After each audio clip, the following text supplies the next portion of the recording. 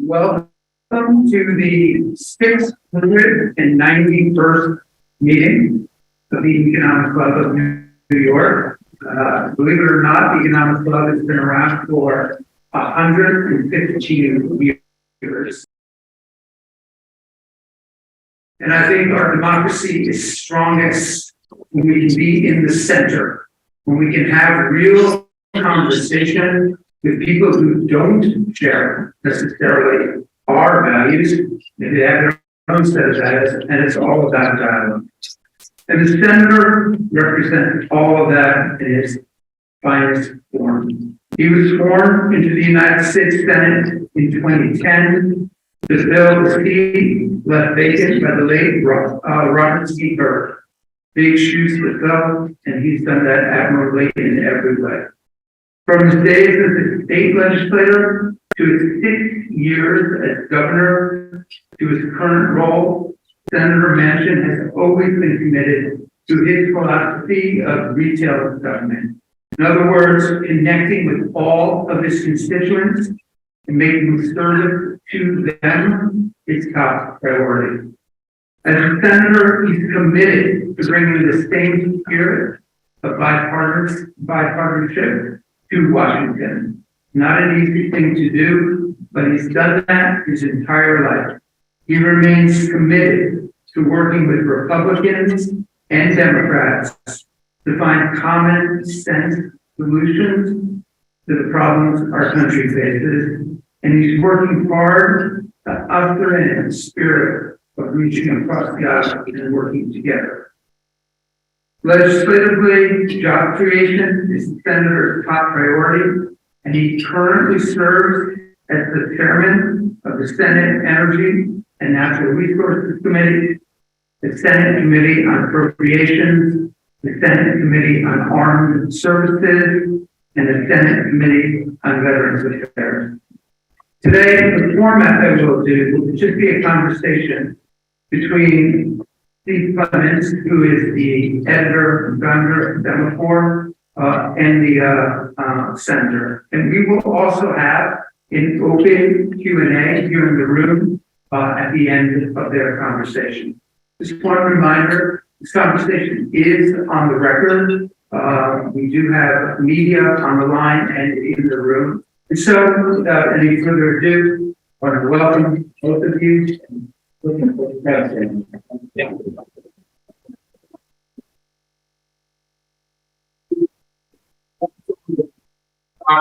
to see him in the suit. And I just want to say what a great evening.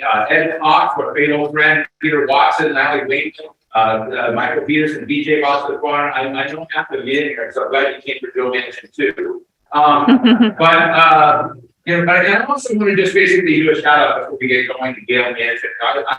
I happen to be privileged to know both Manchins. I treat them. They often travel together, but they're separate franchises. And Gail is the chair of the Appalachian Regional Commission. And I would highly recommend on another occasion that the New York Economic Club learn all it can about the Appalachian Regional Commission, the Appalachian area, because it is when you talk about divisions in this country, they're not only just race, gender, whatever, but the geography, opportunity, and whatnot is another part of it. So that's my little, I'm a journalist, I have an opinion, and that's my opinion. So, but Senator, it's great to be with you tonight. And let me just, start out that, I know a little bit about your past, a bit about it, and I've always been interested in your willingness to look past party lines. And I'm just wondering where that came from. And you once told me this story about your grandfather, about the difference between Democrats and Republicans. And can you share that? I can. I give you a little bit of background first. I come from a little coal mining in West Virginia.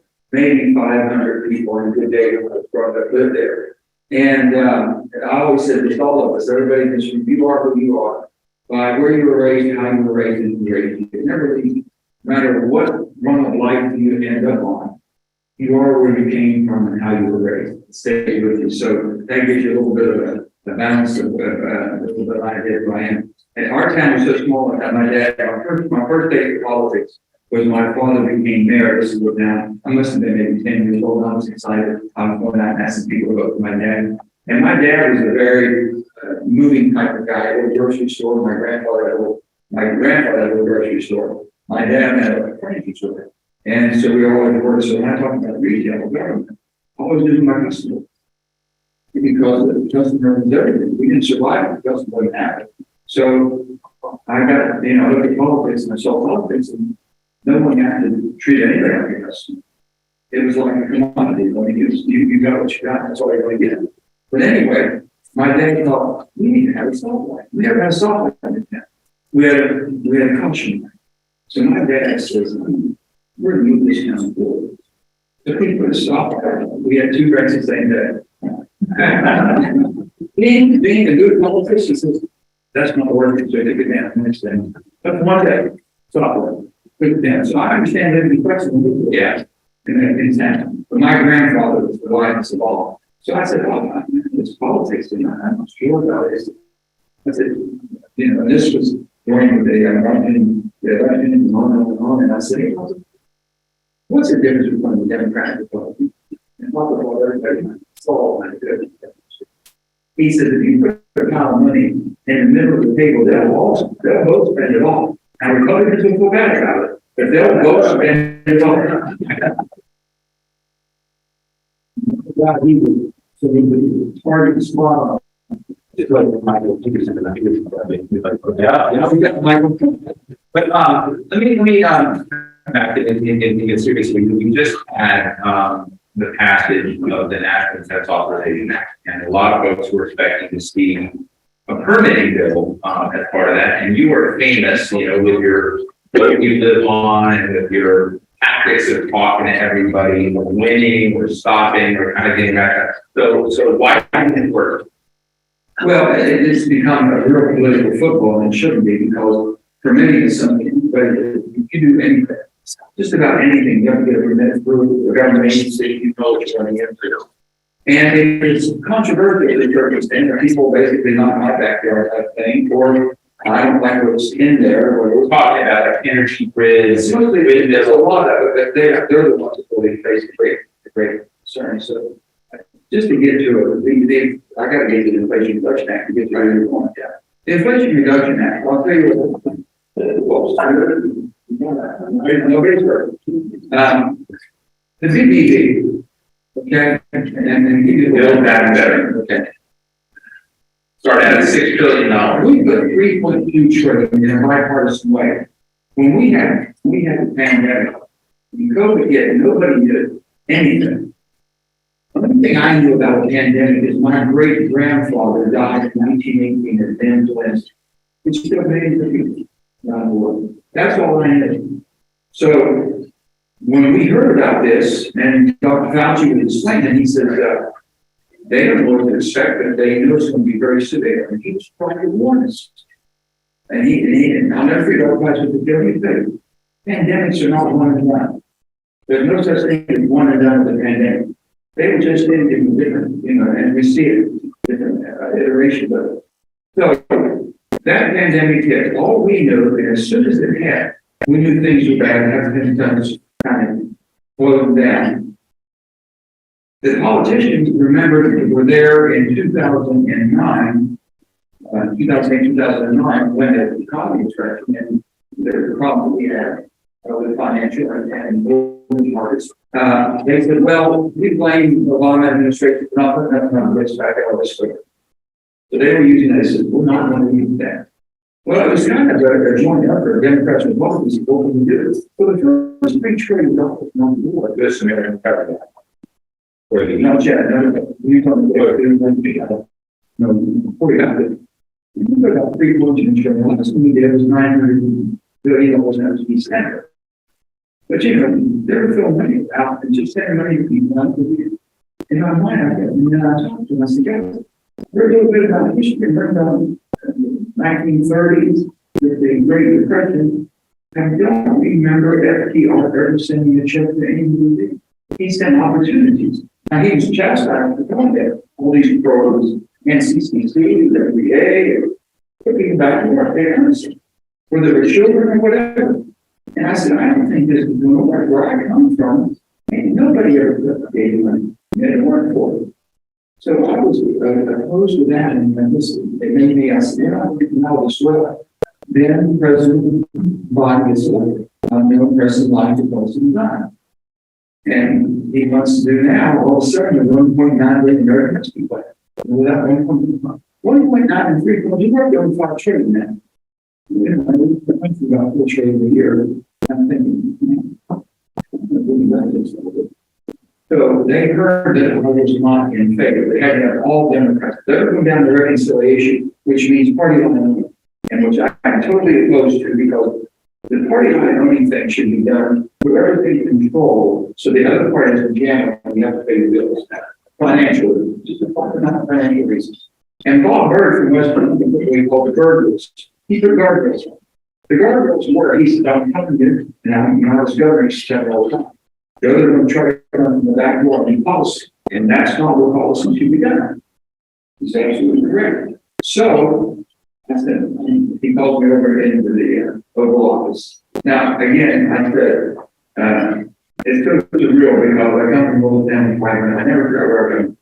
Here I am sitting in the most powerful office in the world, the most powerful person who represents the most powerful person, and the economic, everything. And it kind of hits you, so it's real. Now, I'll never forget it.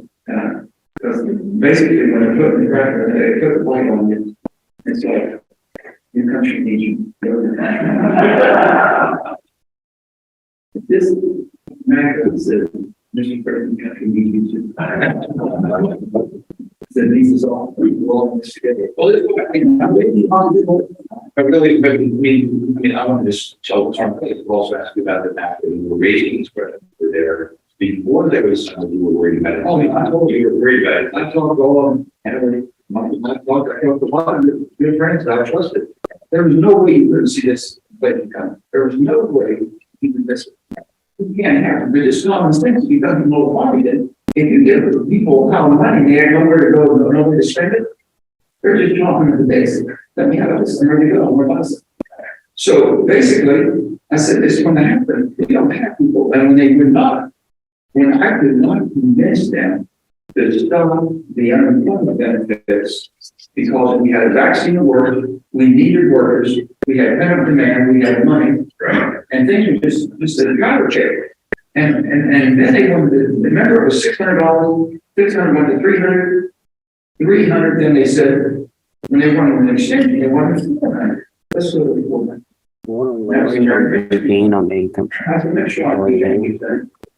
You want to expand from 300 to 400. We've been told that we have a vaccine that's working and we need to get people back to work. And you want to extend it onto September, October. Are you crazy? You lost your mind. I said, let's just do this. Leave it at 300 until March or April or no longer than May. And then if we're still in our situation, don't just put it back. Everybody will go to work. So they said, oh no, we got to do it. I said, so you want me to go back to West Virginia and say,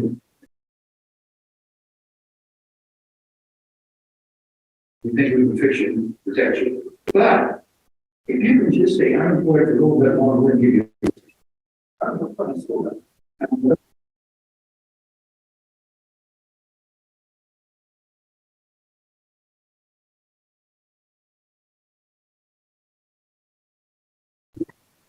So on that, I thought that was a real problem we had. But then from there, within 1 month, they wanted to go to the EDD. And I'll never forget Bernie Sanders coming and say, Joe, so I cut this thing down from $6 trillion to 3.5. I said, that's wonderful.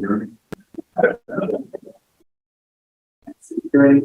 Don't give me that. I saw that around it too long. It's just a great study.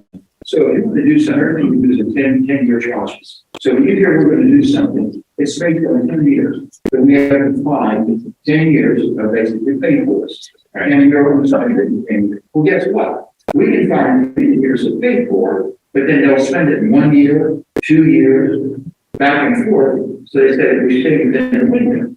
Well, if I give you enough goodies for 1 year, you're going to want even more in the second, third, and fourth year. And I can't say, well, so how much? But you're going to sit up and spend here. So well, let me check the out.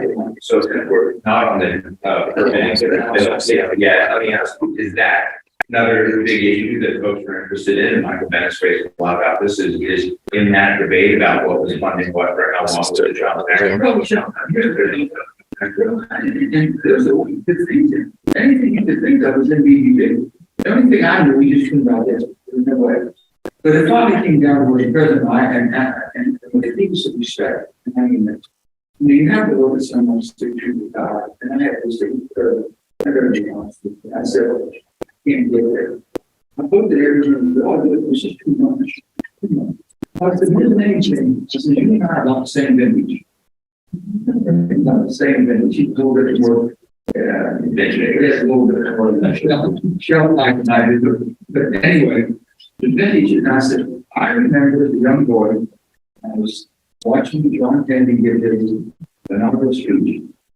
And my parents were all excited. There's a young man now being president. And he said, that's not what the country can do.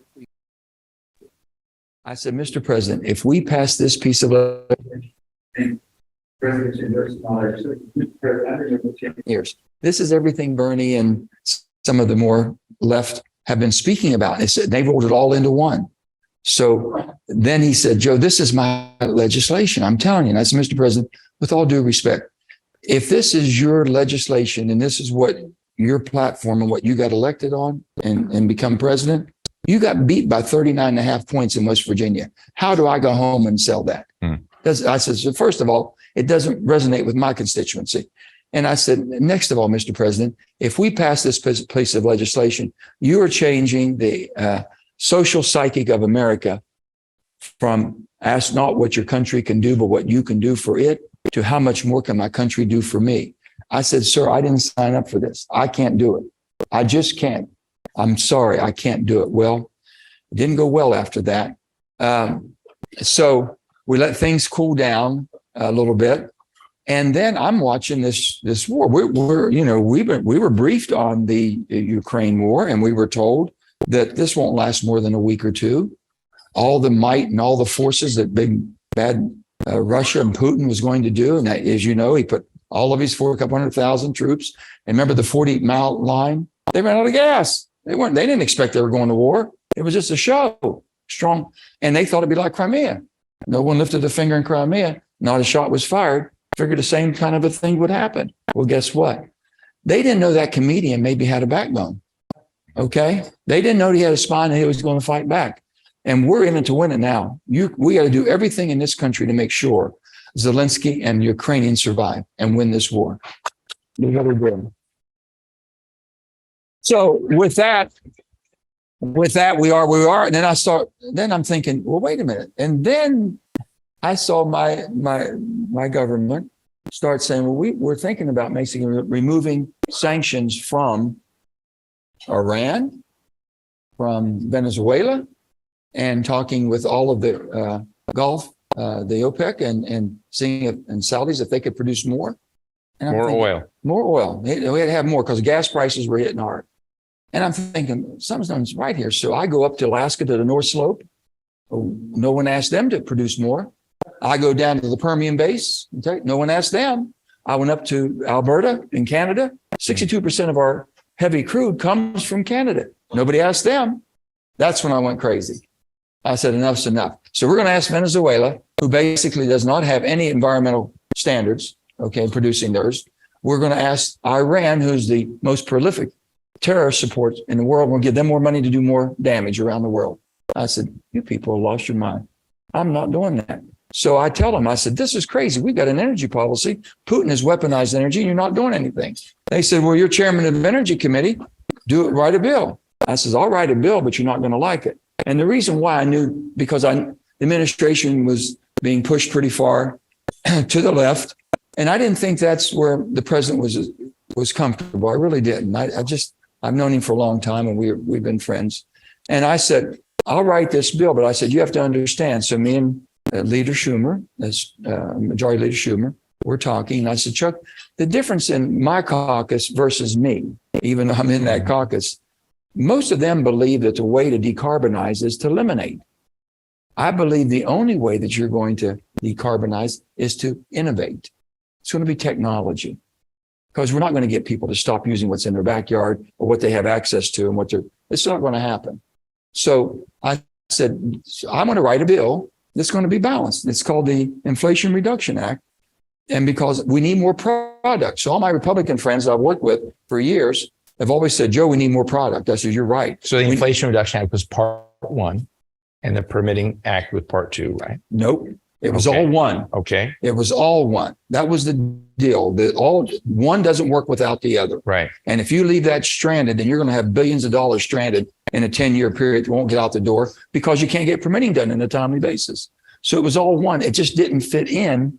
You follow me? Because it had no So money did tied to your it. partners on the Inflation Reduction Act, where they got the largest investment in renewables and climate technologies? I mean, everybody lauds it as one of the greatest investments the United States has made in renewables across the board. It's true. But they promised you on the, so did your partners screw you No. on the Permitting Act? Not on the yet. permitting? Not Okay. yet. Really? Not- So there's still a chance. Let me just make sure you understand. Yeah. I knew exactly what was going to happen because it is a tremendous investment. And the whole world is coming to America now to look for this new investment to take care, Right. basically to mature hydrogen, SMRs, geothermal. We took everything that we knew was proven technology, just never had any money put to it. Right. To develop it. No different than wind and solar back in 2008, 2009. We put $100 billion in a 10-year period for production and investment tax credits. And we took the price of wind and solar from 16 cents down to 5 and 6 cents.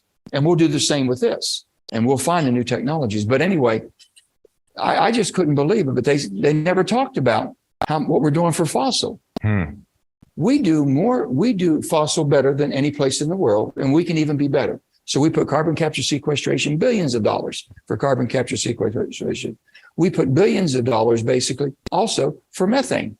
We know the technology is there to capture the methane. It's a valued product. Why would you vet it and flare it? Good. So we did all of these things. And then basically we even tied it to this. So I knew what would happen because what my caucus and where they wanted to go, which is not where I am. And I said, listen, we're going to do a dual path, 10 years of investment and technology for fossil, which is the horsepower that runs this country, and 10 years of investing in the new technology to accelerate it so that when that transition comes, we don't miss a beat. Whether it comes in 10 years, 20 years, or 30 years, you're not going to transition or transfer to something that doesn't do what you already had. Doesn't make sense. And that's what Europe did. If you like that, then follow Germany. And that's what happened to Merkel and all of them and where we are today. So, well, they never talk about that. They cannot put a wind farm in the Gulf unless we're extracting gas and oil because we need it. They can't do it on BLM lands. They can't put big solar farms and all unless we're extraction. So it's a balanced approach. So my environmental friends have to come to realization that we're in this together. We'll get to where people want to get. We can decarbonize, but you can't accelerate it to the point to where you leave yourself vulnerable. And if you're not energy independent, you're not energy secure. If you're not energy secure, you're not the superpower of the world. And if you're not the superpower of the world, God help us all. For this young generation, this country, if we lose basically the reserve currency, we lose our status of who we are, God help us all. So what is the status of the permitting bill that you have now? It's still in flux right now. I mean, we're still moving around. Are you hopeful? I'm always hopeful. I haven't given up. Yeah. What happened? It got caught into. My Republican friends got mad at me because they said, well, we thought there was not going to be any more reconciliation. I didn't have another vehicle to use. Let me tell you, if you're set in a position, so you have to know, I've never seen a Democrat that had all the answers and I've never seen a Republican that couldn't help us or vice versa. So I look at everybody's friends. I was raised in an era when politics, it wasn't about, are you against this? What side are you on? What tribe do you belong to? We had two different approaches to fixing the same problem we identified. That's not there today. The problem is today, if we can create a problem, can I make Dan responsible for that problem? Can I blame him? So it takes a little bit of the edge off and he won't be as strong and powerful. That's what it's all about. And any of you who have been in Washington, that's what's going on, this tug of war back and forth. But we've done a lot of things in a bipartisan way because it's a 50-50. So it's 51-49 now, and you only have about a 4 or 5 vote difference in the House. If you want to get anything done, you're going to have to work together. Now, if you don't, because the 2024 election is more important to you, the next cycle and the presidential election, then we'll be at a stalemate. It really will. So I'm going to continue to do what I've done. But so all this drama that you've Yeah. gone through with Build Back Better, American Recovery Act, and you've always, and in many cases, you've been that deciding vote one way or another. You're able to tell the president one way. So you're now you've been on the wanted list for the Democrats for a long time. Now you're on the wanted list for the Republicans, right? People list you now. The Hill, where I used to be editor at large, has listed you now as the #1 target of the GOP in 2024. Sure. So tell us the Manchin strategy in dealing with that and turning, this moment into something. Because I know you care about policy. You and I know each other. Yeah, but what they don't know, I don't care about getting elected. Yeah. That's what they don't know. That's the only secret I got. If the worst, I was in Afghanistan one time, me and Jeb Bush as governors, and we were in Kabul, and we were at the embassy, and they were going to bring all the regional, they're like governors, okay, in the area, and we heard that this one was a former Taliban. Now Jeb and I, our ears went, oh, we got to talk to this guy. Okay, I want to find out. So that night we're all there and we're talking and everything, and he was there. Very, very well educated, very well spoken. So the first question, why did you were with the Taliban and you came back? What made you change? He said, well, you try to kill me every day. I understood that one. So I said, that's a good reason to change. And then we started talking. He said, let me ask you something. He said, what's the worst that can happen to you in your being elected governor or whatever position you may have as elected official? And I said, well, I guess they can say a lot of bad things. It's not true. They embarrass you and your family.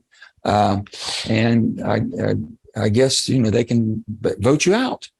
He says, really? He said, let me tell you what happens to me on a daily basis. I've got to protect my children, my wife, my family. Anybody close to me is being threatened. And they try to assassinate me every day. He says, so who pays the biggest price? Who has the biggest? And I'm thinking, that's a small price to pay that we're paying for the great country we have. So I looked at it, send me back. You're going to defeat me and send me back home? Please. Okay. That's a small concession. That's a conciliation I can accept. So they finally figured that out, that Joe just doesn't care about, are you going to vote for him or not? Are you going to elect him again? It's basically, can I get something done? And they don't understand. I said, the best policy is good government.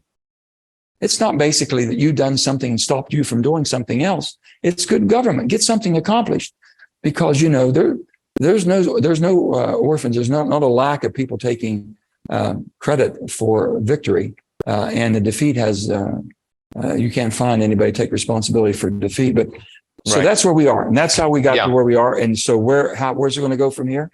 We're going to get something done. It has to. And I'm going to speak to all of you. God bless you all for having us, Gail and I. This is wonderful. We've heard so much. First time I've been here, so it's a thrill. And Gilded age, whatever. Yeah. I don't care. I'm enjoying it, and I appreciate it. Thank you. But with that, I would tell all of you, be a little bit sharper in your political selections. Don't worry about the D's and the R's. It's a shame. We have forced all of you. Washington has put you in a mindset. What side are you on? Pick a side. Now, you don't like this side, but you're not crazy about this one either, but this one's less offensive than that one, so I'll pick this one. You have very few choices, but you're not making any demands on us. So all of the money, all the investments you make good investments or you wouldn't be sitting here. You make smart investments. You all have been taken to the cleaners on politics. You really have, because you know what? You're not, the person comes and says, man, can you help me? I really need, can you get a fundraiser? Can you get some donations or contributions? I would say this, and I have said this before. Short form. I know, but if you all would do this, if you say, listen, I do not give contributions or donations to politicians. I'm willing to make an investment. What can I expect from you if I make that investment? Put them on the spot. Now, if they start jibber jabbering around, you got a problem. Right. Because it's about them and not about the policies, what they're going to do or what their purpose of being in government are. That's what I'm saying. So when the funding crowd starts pushing back, because right now you're rewarding bad behavior on both sides. Absolutely. Because they can say the craziest things. And I could go into some things that I've said, it just turn your stomach. of taking advantage of a situation that's is horrible. But let's you do a wanna- lightning round here. Lightning. And round. some stuff, we're because I not- want to get some questions in Yeah, here. let's do it. But let me ask you, I mean, just shorter form answers. You know, I think one of the big issues people have said right now is to get a sense of how the parties, you know, you talk to both sides, look at the nation's health, the national interest, and there are big issues out there. I'd love to kind of get your dashboard. Where are you on debt ceiling? Where are you on immigration and the border? Where are you on the ongoing crisis overseas and how best we should respond to it? So, I mean, and where are you on the crumbling of crypto and Which one are you on first? you know, well, I want to ask you about debt ceiling. So debt ceiling. Debt ceiling, you can't carry. I don't think Yeah, it's so debt ceiling is a big issue, right? Yeah, And the debt is a big issue. Right? unmanageable debt. What Yeah. will it do to all of you? Yeah. So does that mean for that? you and Senator Sinema are occasionally aligned in having concerns about fiscal responsibility. You know, Michael Peterson is one of these folks that's raised this a lot in what you're doing. But what is a responsible way to respond to America's growing debt, and what would be an irresponsible way? Well, by way of- irresponsible is what we're doing. We're Yeah. spending and not collecting. I mean, Yeah. that's the bottom line. We don't have enough money coming in what we're spending. So you got to do one or two things. Do you increase your collections, raise your taxes, do this, which is not popular, or do you cut your spending, which is not popular? They do both. They don't collect the taxes and they raise their spending. So that's really what you're dealing with. You got a shortage of revenue. Not too hard to figure this one out. You got more coming out and going in, you got a problem. Yeah. So how do you do it? Well, we've got a perfect example coming up right now. We have the debt ceiling. People vote against raising the debt ceiling. Well, I'm sorry. You know, we got to pay our debts. You cannot default. Now, when you do it, can you get my vote? Maybe if we do a few things like the Trust Act. And all I'm saying is, you know, Bowles Simpson, you all remember Bowles Simpson, could have gotten us back on track because we were out of control at that time, but we've really gone out of control now. We're approaching 32 trillion here pretty quickly. And it's just unbelievable. And I watch it every day. Every morning, my wake up, my sick call is basically where the national debt is every morning. It's the first thing I get text every morning. So, and I'm very cognizant. My friend Mitt Romney and I have been talking and working on this. The Trust Act is something that basically we have all of our trust in horrible shape. And Medicare, Social Security, whatever it may be, highway trust, and on and on and on. Can you believe in the highway trust? We could not even get mileage on EVs to help pay for the infrastructure. Couldn't get anybody to agree that we would at least put a fee. Who's the villain in that story? Is it your Democratic wing or the Republican wing? There's a combination. I'm not going to put one side more than the other because it wasn't popular, I guess, or whatever. Right. But I said, we're pushing everybody to EVs. That's another story I can talk about. Yeah, we're going to basically, for the first time in history of the United States of America, put our transportation mode in the hands of foreign supply chains. We don't have the rare earth minerals. We do none of the processing. We have no anodes or cathodes, but yet we were going to go to EVs. Oh, let's just go balls to the wall. And I said, again, have you lost your mind? I've said that so many times that they think I've lost my mind. So I said, guys, come on. Why would we do that? Why would we do that? So I said, China is not rooting for us right now. I can tell you that. But we have to basically have our own supply chain that we can depend on.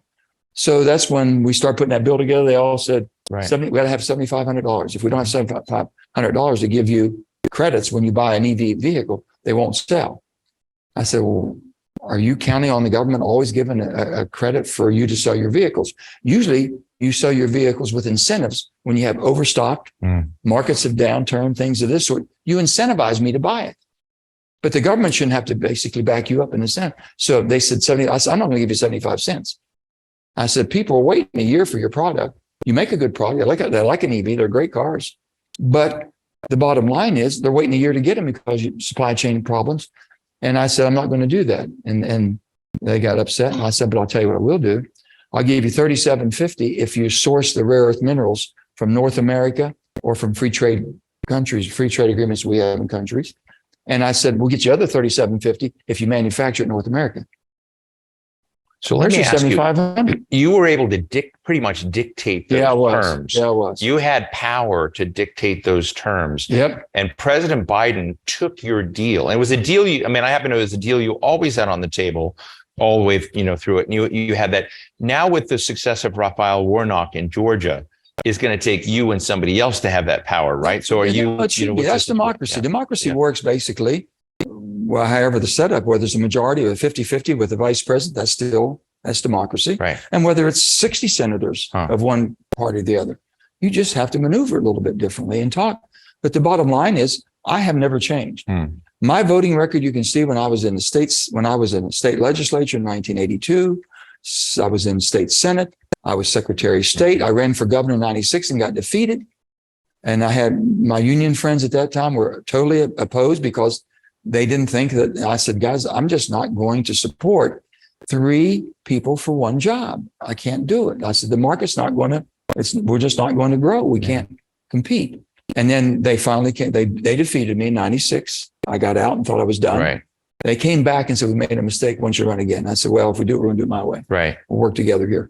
So then I ran secretary of state, then I became governor, and then Bob Byrd died and I had to leave 2 years early. So night before last, I don't know if you stopped in there, but there was a 75th anniversary party of Meet the Press. It was in the Renwick Gallery across the White House. Congressional, Christmas parties going on over there, people coming around. And the buzz that night was that Kristen Sinema and Senator Tom Tillis had gotten a deal, $25 billion to solve all the border problems, solve the Dreamer Act, and that was the kind of soft buzz going on in that gallery. So where's that? Is immigration fixed? Let me tell you one thing. We had a 2013 bill. It was great. We passed 68 senators voted for it. It was a good, tough bill. We would not be in this mess we're in. And this mess has been going on for a long time. If we don't have, first of all, you're not going to do immigration in America unless you have a secured border, period. It's not going to happen. The discussion doesn't go any further than that. You've got to be real. And that not 2013. So this was a bill. false flag attack? Well, it's not a false. I think they're good intended, good intentions. And maybe we can work something off of this. But all you have to do, go back to the bill that was successful. The reason it was not successful, John Boehner got caught by the Tea Party at that time that beat Eric Cantor saying that was amnesty. Right. Oh, no, that's crazy. What we did back then is said, hey, if you're a dreamer, you get a fast track, okay? So have you talked to Kristen Sinema about it? We talked to everybody about everything. But I mean, okay? the 25 billion, you 25 billion. In 2013, we put 60 billion just on the border. 60 billion back in 2013. How in the heck is 25 going to do it now? Not going to happen. But we need to do something. I need to do something because I don't have any workers in West Virginia. Right. Without a good immigration policy, guys, we're not going to be able to meet the economy that we're going to have an opportunity to really energize. We just can't do it. And look around. We all got here. Someone brought us here for some reason. So talk a little bit about West Virginia. I mean, we're sitting here in a lovely, wonderful place here. And I think one of the things that's been interesting to me, and I don't mean to knock New York, is that there's a big divide, a big tent, the Democratic Party. You've got a lot of folks from Brooklyn. You've got Hakeem Jeffries coming in as the speaker from Brooklyn, AOC in there. And you and AOC hang out a lot, I'm sure. Jayapal, I shake her hand every time. Yeah, I know. They're very respectful. Yeah. But I think the broad thing is, I have spent time in West Virginia, and I introduced Gail Manchin of the Appalachian Regional Commission. I've done a lot in a place, one of the poorest counties in America, which used to be one of the richest counties in America, McDowell County, West Virginia. I'd love you to kind of give this audience and the folks watching online a sense of the way gravity works in your state, and how important it is to try to find better bridges between the way gravity works there and the way gravity works. Well, I've seen my state has been transformed completely. And let's say just the political arena that I live in. When I was governor, and this is up until about 2010. By the way, we got 7 minutes until I'm going to everybody. I know I had out of 100 delegates, 75 or 76 were Democrats, 24, 25 Republicans. Out of 34 state senators and the makeup when I was there, we always had at least 25 to 30. One time we had 33 Democrats and 1 Republican in the state Senate. As of today in West Virginia, out of 100 delegates, 88 are Republican, 12 Democrats. Out of 34 senators, 31 are Republican, 3 Democrats. Now, how did that happen? So I've always looked at it and tried. I can tell you exactly how it happened. In 2009 and 2010, and when and President Obama was pushing basically clean energy with wind and solar. That's fine. I told him one time, I said, Mr. President, you have a right to do whatever. You won, and that's fine. But I think that what you ought to do, all these credits that we're going to be giving, production and investment tax credit, give them an incentive to use it in the states that lost the traditional jobs. We'll be okay. Give them a job. We're okay. That never happened. And I mean, the geopolitical winds hit us and hit us so hard. So, and I've told President Biden, I said, Mr. President, you cannot leave anybody behind. And I want to give him credit. He's put money aside. We have 48C. We're putting $4 billion. If you come in, you get an extra 10% tax credits if you come in to a depressed area that had coal or energy, traditional energy, that they've lost their jobs. So we're doing everything we can not to leave anybody behind. The only thing I can tell all of you, if you're going to transition into something, figure out who's going to be left behind and do everything you can to fill that gap before you move into this. If that gap's there, you won't fill it. It doesn't happen. It doesn't follow. Unless you make provisions to bring something in and that transition is smooth for jobs, it won't happen. You know what it ends up doing? Oh, we're going to give you some money now for retraining. Don't give me the retraining crap. I've been hearing it all my life. All you're doing is giving me extended unemployment benefits. That's all you're doing. It just doesn't work. 2014, you said we should ban Bitcoin, ban crypto. I didn't know any more about it then as I do now. Okay. Well, I was going to ask you, were you right then? I don't know if I was right or wrong. I didn't know anything about it. Well, what do you think? I never did see a coin. Yeah. I never saw anything. Yeah. And they wanted me to be for a whole new currency. Yeah. I said, where I come from, I said, show me the coin. Yeah. I want to see the coin. Show me the money. And that's what we look at. And I couldn't figure it out. So is there any kind of literacy among your colleagues about what's going on with I'll tell you a couple FTX things we're concerned Samuel Bankman-Fried in this meltdown? Well, if anyone's gotten in the legislature that had invested in crypto, they're very silent. They're very silent right now. I'm not hearing from them. But something has to be done. No different than the internet. We've got it. Section 230 has got to be revamped. We haven't touched it since the internet became into existence. Some things have to be done. We Americans live within the guardrails. We've been pretty good at that. Sometimes we make 4 lanes out of 2 lanes. Sometimes we make an 8-lane superhighway, but we still stay within guardrails. We're not there anymore. We don't drive on the berm and up in the woods and everything. We try to stay on the road. And we're just not doing it. So this is something, this might have shaken them up a little bit, but the banking committee is looking at it more seriously now than ever, but they can't come to agreement. And I'm saying it's a lack of knowledge unless we get people that really know it. And this Mr. Fried, Sam Bankman was the one guy coming there, we got to put some regulations and rules on. Well, by God, we didn't do it fast enough. That's all I can say.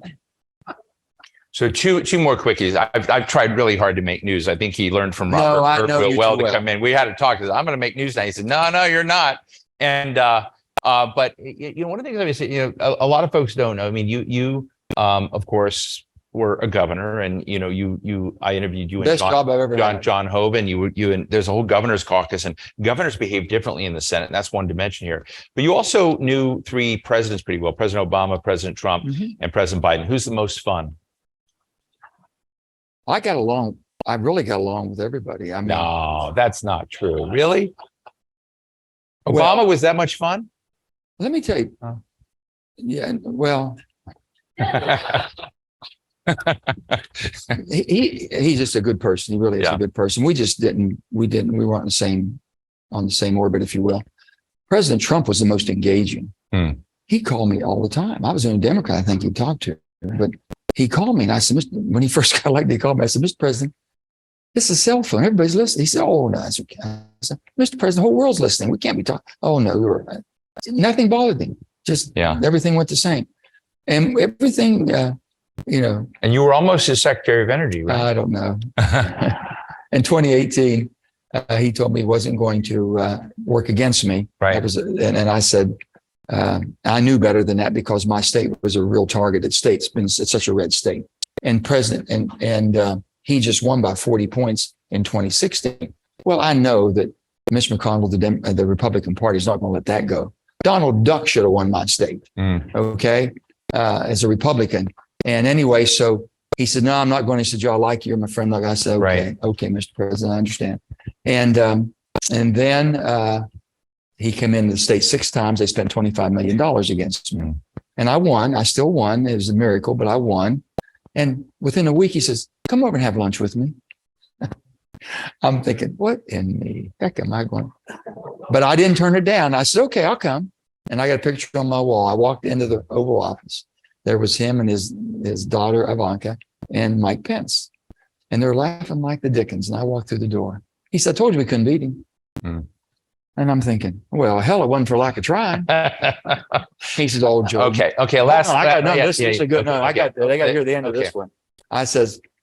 He says, oh, Joe, you know I wasn't serious. I told Mr. President, I know you weren't serious. If you were serious, you'd have came 12 times and spent $50 billion.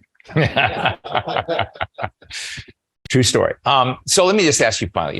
Yesterday, there's anybody from Ohio? You gonna let them ask any questions? Yeah, I'm just telling you, anybody from Ohio? There's a great congressman from Ohio. He's a doctor, Brad Wenstrup, and a good friend of mine. You've met Brad. And he has served in the Army National Guard, and he retired yesterday after 25 years in the Army National Guard, or Army Reserve, I should say, Army Reserve. And a lot of Americans, when I go around the country and speak, are saying, what goes on with these Democrats and Republicans? Do they ever spend any time together? Do they don't talk? Well, in that room was Steve Scalise, whose life he saved, who was attacked in a baseball field. Steve came. We had many other, of course, Republican congressmen in there, but Jason Crow was there, from Colorado, Democrat. Seth Moulton was there, Democrat. There were other Democrats in that room. And I just wish C-SPAN had been covering that to basically show the fact that there are people who talk across the aisle. You do this and you're famous for it on the boat. And I just want to kind of ask this of given everything we've gone through Build Back Better and given the kind of sauciness in reaction to the Inflation Reduction Act in this moment, do you think that work you were doing, because part of what was haunting you, I think, was January 6th. You told me, if we don't fight to get people in the middle, then we're going to have the system that veers off back into these extremes. So you believe very strongly in bringing people together. Brad Wenstrup did it yesterday, but it's very rare. And I'm just interested in, my final question is, what can we do, or what should we expect by way of camaraderie or at least empathy across the Well, I think this election right here kind of is a little bit of a correction going on. The only election that you believe is fair is the one you win or the person you support wins. That's not who we are. Okay. It just doesn't work that way. And there's no filter. Basically the laws are for everybody but me. That doesn't work. And rule of law. I mean, so many times I've heard the only 2 things we have, and Bob Burge tells me this all the time. He said, we have orderly transfer of power and the rule of law. That makes us completely different than any place in the world. Orderly transfer of power, rule of law. And we still have that. And it's kind of coming back. We've gotten off, but it'll come back. So the only thing I want to say to all of you, there's 535 of us. And I honestly believe with all my heart that everyone that comes there for the right reason. Sometimes they get knocked off the track and they get sucked up into the system. But I really believe they have good public service in their heart and want to do that. I have to believe that, or I wouldn't work as hard as I would trying to talk to them to convince them. Come on, let's do something. Let's try this. Let's try that. Now, when the person comes back and says, Joe, that's not good for my politics. I said, we're not here for your politics. We're here to do something. Let's try it. You'd be surprised. You might like it. So you got to have that optimistic view of everyone's here for the right reasons. Let's just do our job. And you just got to keep pushing and pushing ahead. It's a great country. There's nothing like us, and we can be a lot better, but the whole world's counting on us. There's nobody else to turn to. It's us. And we got to correct this thing. Someone asked us, what are you going to do now that the Republicans have taken over the House? I said, the first thing I'm going to do is go talk to Kevin McCarthy. I said, Kevin, what can we do? That's all. Why not? He's going to be the new leader. Kevin, what can we do, buddy? What do you want to do? Tell me. Let's work it out. Not saying, well, I don't know, I'm getting ready to fight. Well, that's not an attitude to take. There's some good things. They want to do some good things. He wants permitting. He wants energy, security, a lot of the things I want. And we can put a bicameral, bipartisan committee together for true, meaningful, really monetary constraints. We can do that. We have to. We cannot, it hasn't hit us yet. So much funny money, 0% interest for 10 years. It got to where nothing meant anything. And now the fruits of it, these young children you have here, the young adults. Yeah, God bless you all. They work at the Fed. Well, wherever you work, we haven't done well by you or for you. There's an old saying is we're writing checks you can't cash. Yeah. Well, let's say thank you very much, Joe Manchin. I can tell you, it sort of feels like every time you sit down with Joe, an hour feels like 10 minutes. So I know it's going to be, but we have questions here in the audience. We've got microphones, lots of questions. So we're going to try and do is lightning round. Okay. So Vijay Vasatwaran, right, as quick as I The can. Economist. Senator Manchin, thank you so much for addressing the Economic Club tonight. And Steve, thank you for your masterful moderation, as ever. Senator Manchin, we've gone in America from NIMBY, not in my backyard, to bananas, build absolutely nothing anywhere near anybody. If you get past just the immediate short-term politics of the Senate, what do you think the 2 or 3 things that we really need to do to build the energy infrastructure for the future that we need for the country? Well, if I may. it's really back to the permitting. And just look at what's the developing nations in the world, what they do, how they do it. Canada has very strict environmental laws, but average of no longer than 3 years to get something permitted. If you have a project, you're going to build a pipeline, okay, and it's a $3 billion project. You projected, you go to your investors, boom, boom, boom, everything's fine.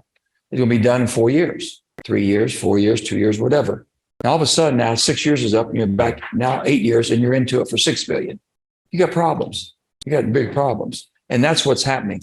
That can happen in the United States of America. Tell me on the front end. If I go for my permits, let me know I'm in or out. You don't need it. That's what FERC does. And they're supposed to review what is needed. Is there a market for it? And can you fill it? And is the price going to be competitive? That's all. All right. Am I following you? Thank you. Oh, right over here. Okay. Yes. Hi, Senator Manchin. So my question Tell us who you are. is Taylor Honix. Great. Helen. My question is, are you planning for or hoping for or thinking about running for president or possibly taking a vice president position in the next 10 years? Oh, my goodness. Let me just say this, that I don't know where I would fit. I don't fit in either party, to be honest with you. I'm just strictly an independent. And I've always been that.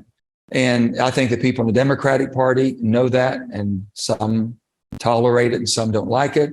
The Republican Party, they want me to change over. I said, you wouldn't be any happier with me because I'm like a lot of the things you all do. But if we got our act together and start taking seriously the responsibilities we have as government, let me just be very clear. I do not think government should be your provider. Don't come to me and say, we need this. Fine. What are you going to do? Because I think that the good Lord gives us people that we must take care of and provide for. And if I got people can help themselves and they want to take, I can't help the people that need it. So I said, I'll be the best partner you've ever had. And partnerships, what we should be looking for, public-private partnerships in every way, shape, and form. And that's what I'm trying to do. And all that. Now, whether I do or not, where would I fit? Tell me. How could I get through any primary? Oh, I think I would fit really good, but I don't think other people do. Right here. Barbara, you give me the real solid end when you want me to end. Okay. Okay. Right here. Okay. Well, there's a lady back there had her hand up first. I saw her way back there, a young lady at the table. Okay. Okay. She's right at the over here. Fed table. We can do. I'll give you lightning answers. Okay, great. Yeah, I don't want to mess with the Fed. Yes, sir. Go ahead. Make it fast. How are you? And who are you?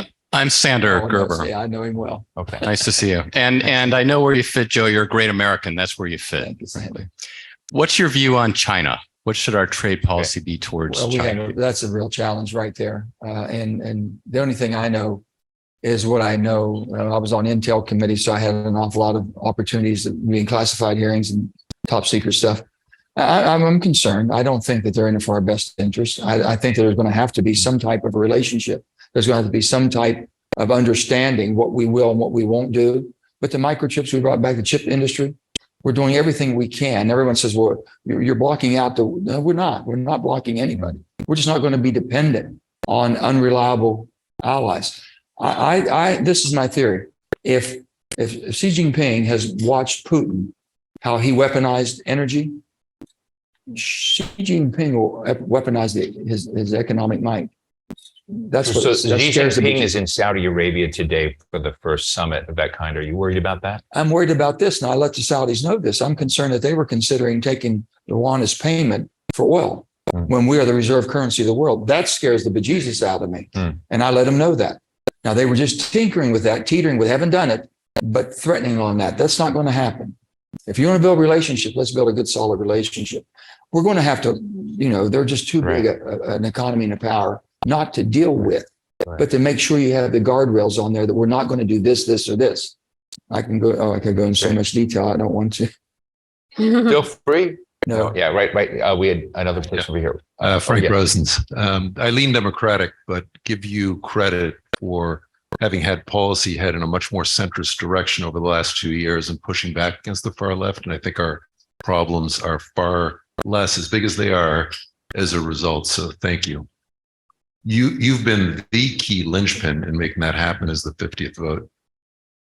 Now we have gridlock, apparently. The question, I guess, is, do you think you can create a group of centrist senators working with a group of centrist House members to effectively accomplish the same thing that you've done over the last 2 years? I think that's the only way it's going to work right now. It really is. And you can't bite off more than what we can chew. We can get 2 or 3 big projects here that everybody can. No one has an upper hand if it's successful.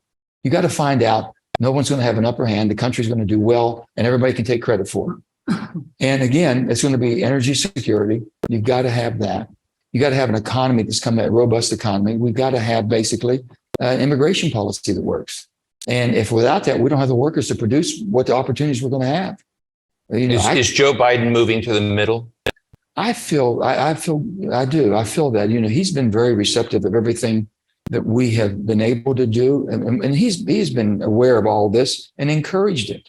He could have but no, when I was going through it. Yeah. No, he could have shut it down. They made it very difficult. He didn't. And I really appreciate one thing that President Biden understands. He has been where I am in for 36 years. And he understands senators we're different. We just have a different mindset. And because of the filibuster and things of that sort. What I could not accept is they want to get rid of the filibuster. You get rid of the filibuster and you lose the check on the executive branch. You've lost the 3 branches of government. Equal power? Absolutely not. You get a strong president, you get basically the same party in the House and the Senate, and I'll guarantee you they'll roll over. And I watched the pressure that was put on the Republican Party when President Trump, not understanding this process, was putting the pressure, and they fought back. And I respected that. And I told Harry Reid not to do what he did.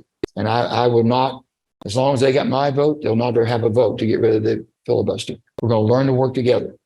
And I'm that's what's got to be. Take the last friend at the Fed. I wish that'll be the last one. I'm sorry, sir.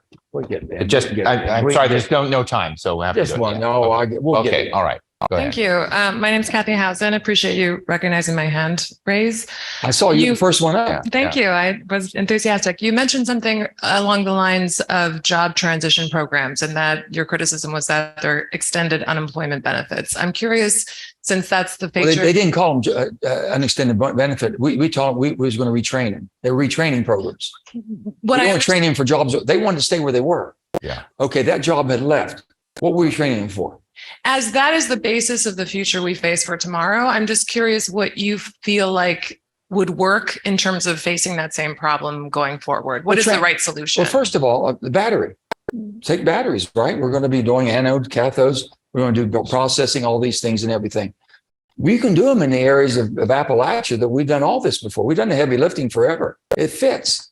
You have to, you kind of mirror these things up and match them up to what fits, where it fits. So if it's going to be heavy manufacturing, heavy industrial, this and that, but you come out of there and you basically got no hope at all. We're not going to bring a chip factory probably in areas that we'd like to have them, but chip factory might not fit there because we don't have the employee base to basically fill that need. They're going to go other areas. Okay. But there's other areas you come to West Virginia. We've got now anything with hydrogen, energy, basically with small nuclear reactors. Because when we have a coal plant that's shut down, we have all the switchgear there to still put into the grid system. Give me something that plugs in that can do it continuously and keep a revenue base. And those people all work. We're just trying to match up what fits. Final question. Yeah. Senator, a bit of a hot potato. And who are you? Gary Hines, former chairman of the Delaware Democratic Party. Okay. The national debt, as you so clearly pointed out tonight, is 31 point, I believe, as of this morning, 283 I'm going to see if you're right, Gary. $1 trillion. Yeah. Short That- form. That does not count, however, That's exactly right. well, within an hour. Yeah. That does not count 7.2 billion, a trillion rather, of debt that's owed by Fannie Mae and Freddie Mac. That's 20% understatement, if you will, of the national debt. Right. Where do you stand in terms of releasing these companies who have been in conservatorship for almost 15 years now, releasing them back to the public sector, Right. Thank you. or excuse me, private sector? Yeah, when I sat on banking for about 1 year or so, and I wasn't on that long, but basically that was something we brought up maybe 7-8 years ago. We were going through this. Right. And I can't give you that answer because I don't know right now, basically, if they're in that position that we can do that. But you're saying if you come out of receivership, then they should be able to go back into the market with the private sector. But yeah, it makes sense to me too, that should be done. Okay. Thank you. Dan. All right, everybody, Big please, a applause. round of applause.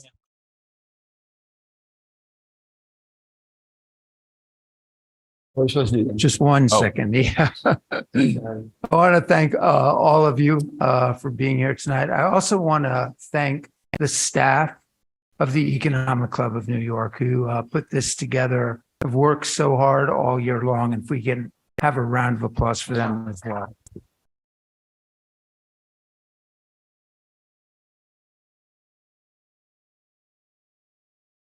And I just want to wind up by wishing all of you a happy holiday, maybe a healthy and happy new year for all of you as well. Thank you and enjoy your dinner. And again, thank you, Thank you, Senator. Dan. Thank you, Steve.